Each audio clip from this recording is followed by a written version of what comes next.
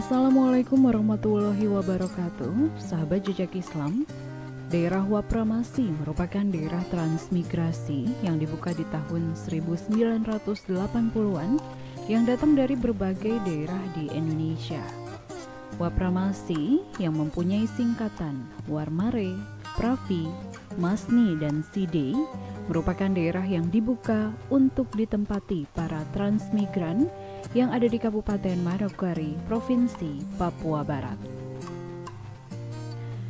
Daerah Wapramasi yang dahulunya hutan lebat kini berubah menjadi daerah yang memiliki perkembangan suatu wilayah desa yang berkembang menjadi kota baru yang sangat pesat. Perkembangan agama Islam tidak luput dari peran pendidikan di dalamnya. Pendidikan yang merupakan proses pembelajaran, pengetahuan, keterampilan, dan kebiasaan sekumpulan manusia yang diwariskan dari satu generasi ke generasi selanjutnya melalui pengajaran, pelatihan, dan penelitian. Dan dengan adanya pendidikan, maka seseorang dapat memiliki kecerdasan, akhlak mulia, kepribadian, kekuatan spiritual, dan keterampilan yang bermanfaat bagi diri sendiri dan masyarakat.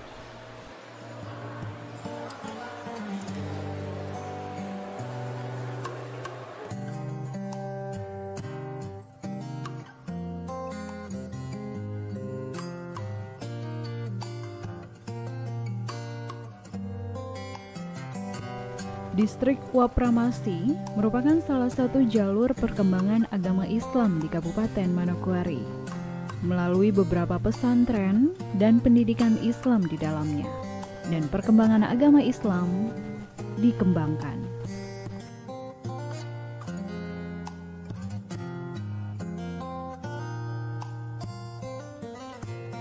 Assalamualaikum warahmatullahi wabarakatuh. Sahabat jejak Islam, daerah transmigrasi yang berada di Papua Barat merupakan salah satu jalur perkembangan agama Islam di tanah Papua. Mari kita telusuri dan juga melihat lebih dekat untuk pendidikan dan juga perkembangan agama Islam yang ada di daerah transmigrasi, khususnya di distrik Wapramasi, Kabupaten Manokwari, Papua Barat.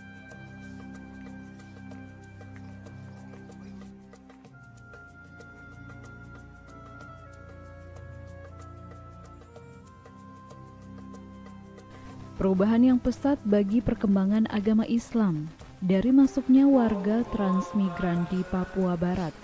Di Satuan Pemukiman 3 terdapat masjid tertua yang menjadi saksi penyebaran agama Islam yang dibangun pada saat warga transmigran dibuka oleh pemerintah.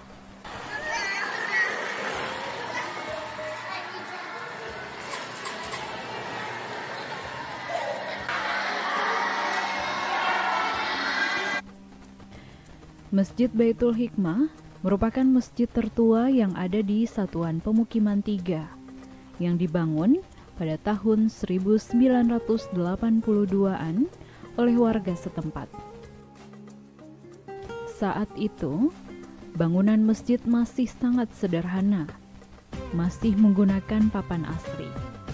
Karena jumlah penduduk, khususnya di Satuan Pemukiman 3, sangat pesat, Masjid Baitul Hikmah mengalami renovasi sebanyak 4 kali. Dahulu, Masjid Baitul Hikmah didirikan oleh Bapak Sohibul Sabila Saifina Bukhari yang telah wafat beberapa tahun lalu, dan sebagai bentuk penghormatan jasad almarhum Bapak Sohibul Sabila Saifina Bukhari kemudian dimakamkan bersebelahan dengan Masjid Baitul Hikmah. Bagaimana sejarah dari Masjid Baitul Hikmah? Kita akan berbincang-bincang dengan Bapak pengurus dan perintis di Masjid Baitul Hikmah.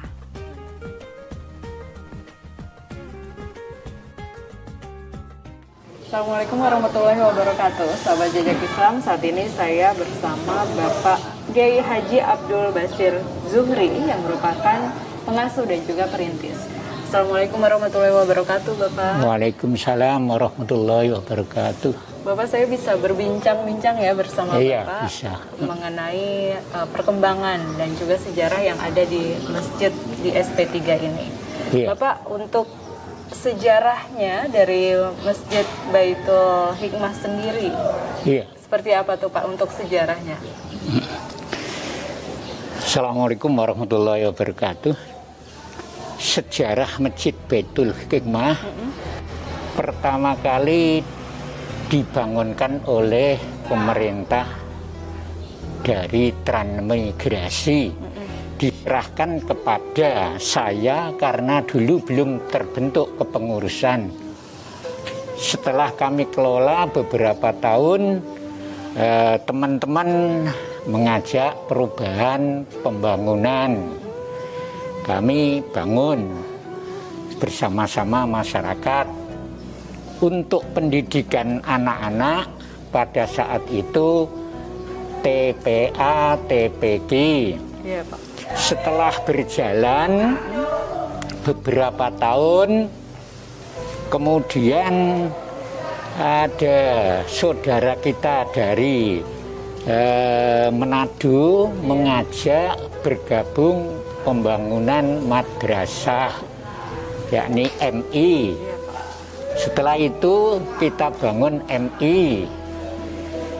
Karena yang membutuhkan pendidikan MI itu bukan hanya dari SP3 saja, bahkan dari SP-SP yang terdekat.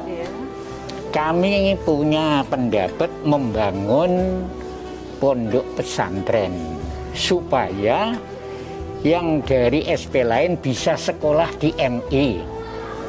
Setelah MI itu berjalan dengan baik, membangun pula pondok pesantren pada tahun 91 diresmikan oleh Kepala DPR, Ketua DPR Manokwari.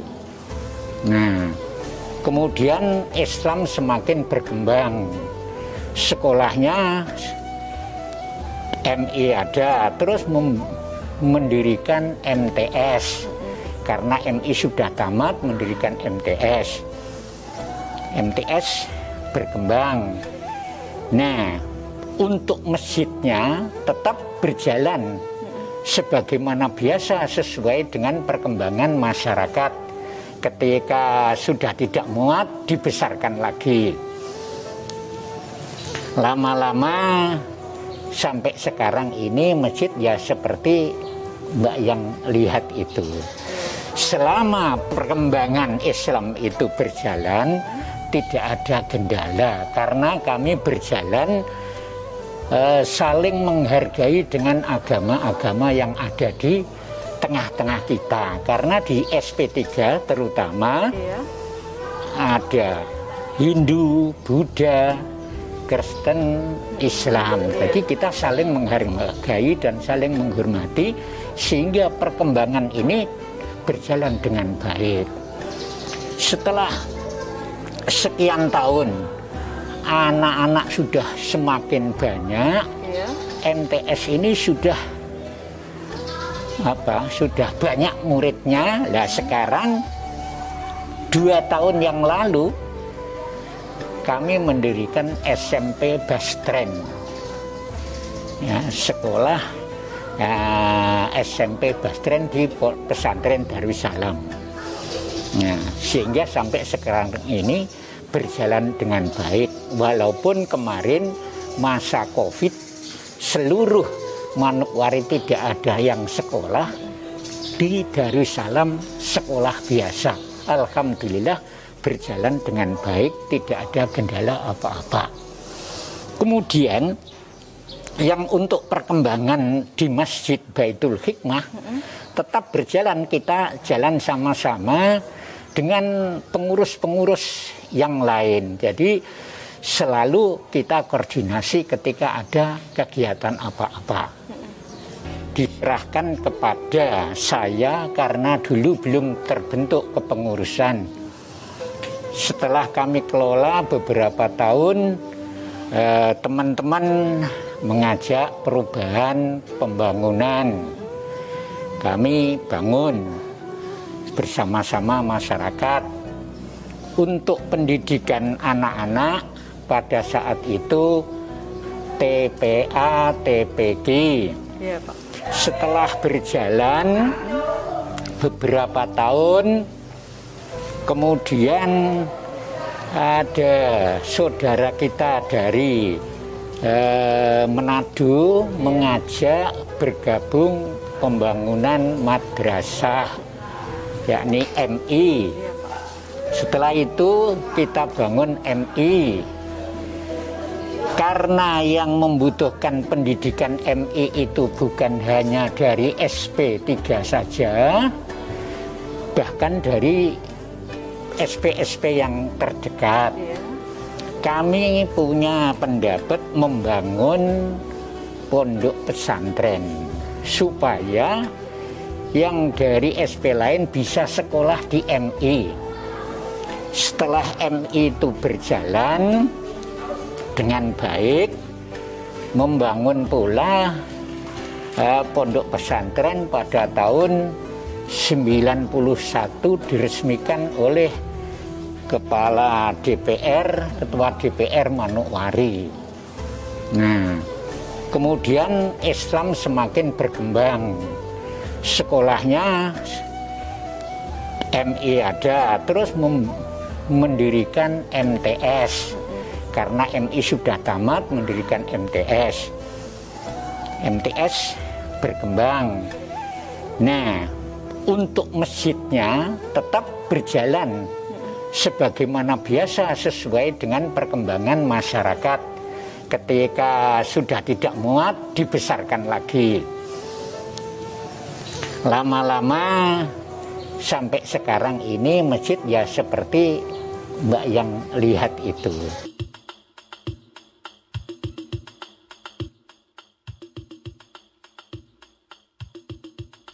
Sahabat Jejak Islam, itulah sejarah masjid dan perkembangan Islam di Satuan Pemukiman 3.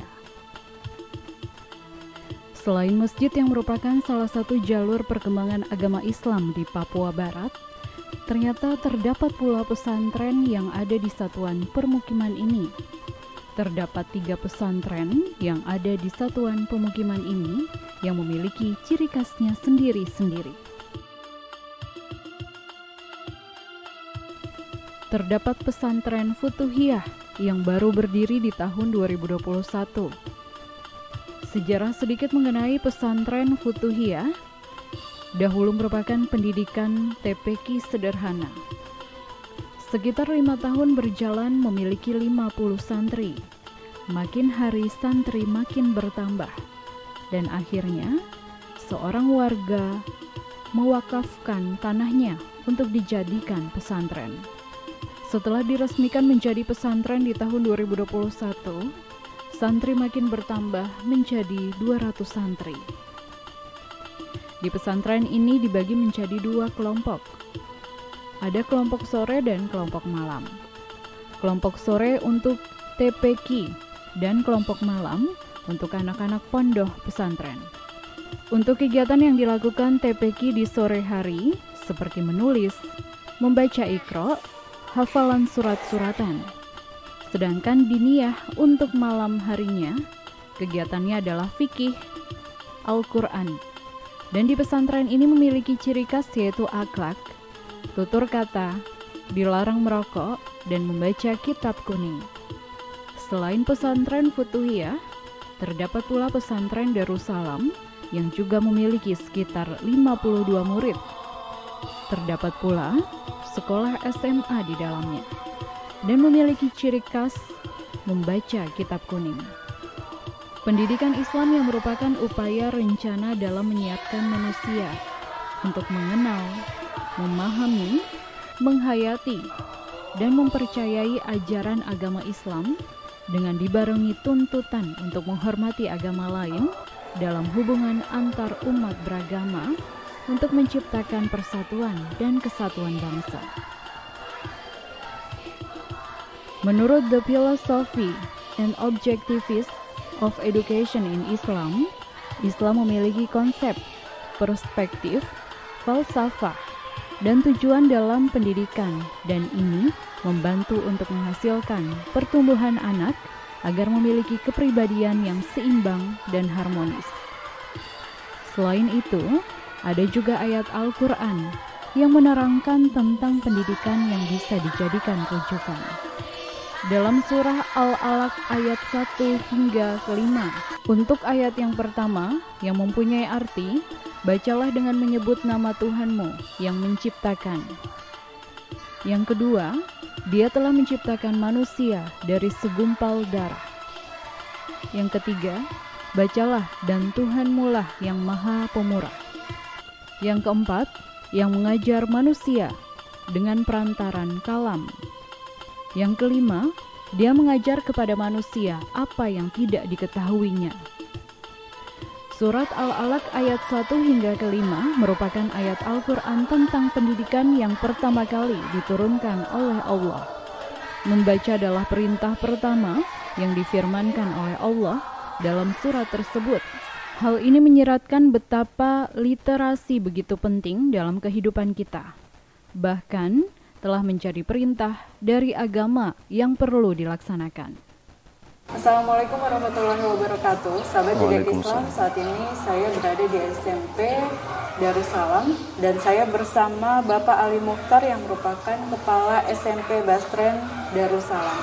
Assalamualaikum warahmatullahi wabarakatuh. Ya Bapak, saya bisa berbincang sedikit ya. Bapak, daerah transmigrasi yang berada di Papua Barat ini merupakan salah satu jalur perkembangan agama Islam di tanah Papua.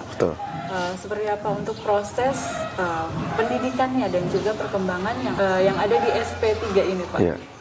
Baik, jadi perkembangan Islam dan lembaga pendidikan Islam itu tentu diawali kalau di SP3 seiring masuknya warga transmigrasi pada tahun sekitar 82. Nah, seiring berjalannya waktu, untuk lembaga pendidikan Islam itu secara resmi untuk di SP3 ini baru berdiri pondok pesantren secara resmi tahun 91, yakni di sini di pondok pesantren Darussalam. Dari 82 sampai 91 baru ada pesantren secara resmi yang kita munculkan, meskipun sebelum-sebelumnya juga sudah ada yang tinggal di asrama atau belajar keislaman secara rutin, cuma kebanyakan mereka dari santri-santri yang ada itu lebih banyak santri, kalau kita bilang namanya santri kalong.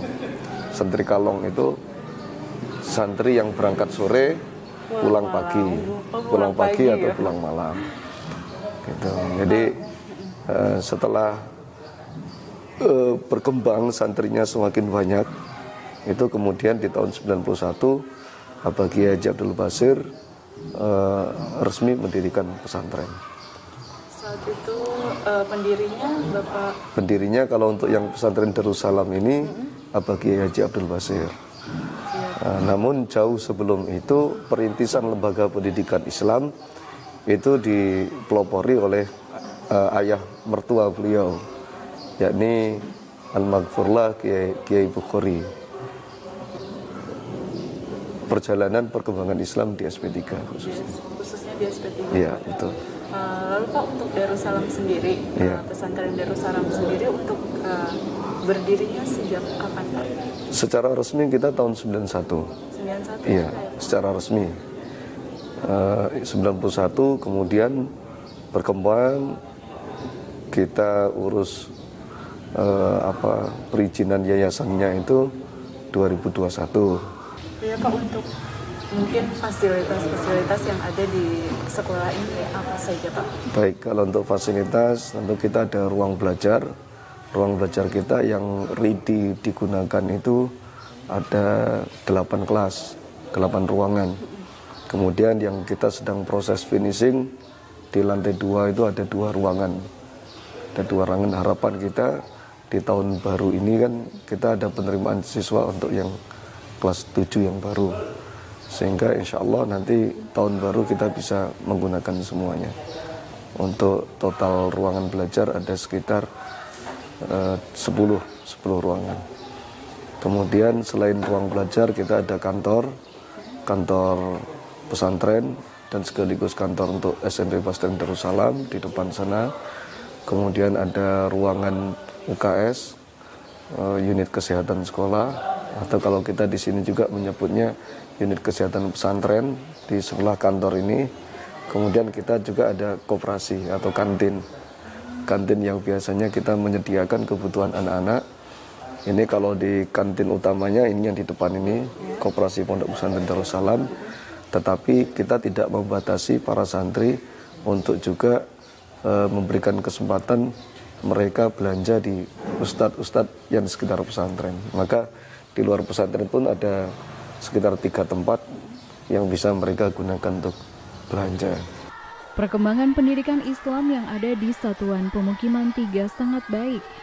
Terbukti banyaknya pendidikan Islam yang ada di Satuan Pemukiman 3 yang terdiri dari RA atau Raudhatul Atfal yang setara dengan TK, Madrasah Ibtidaiyah atau MI yang setara dengan SD, Madrasah Sanawiyah atau MTS yang setara dengan SMP, Madrasah Aliyah atau MA yang setara dengan SMA, dan terdapat pula perguruan tinggi.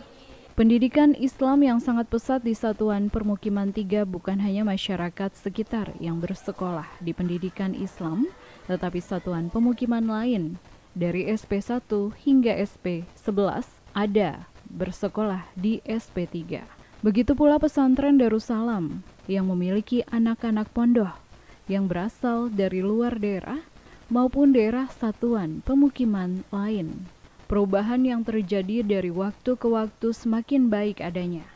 Yang dahulu hanya sebuah satuan permukiman yang memiliki satu masjid beralas papan asli, sekarang sudah memiliki masjid yang megah. Dahulu hanya memiliki sekolah yang sederhana, saat ini sekolah-sekolah itu sudah memiliki bangunan yang megah dan banyak pilihan sekolah di dalamnya.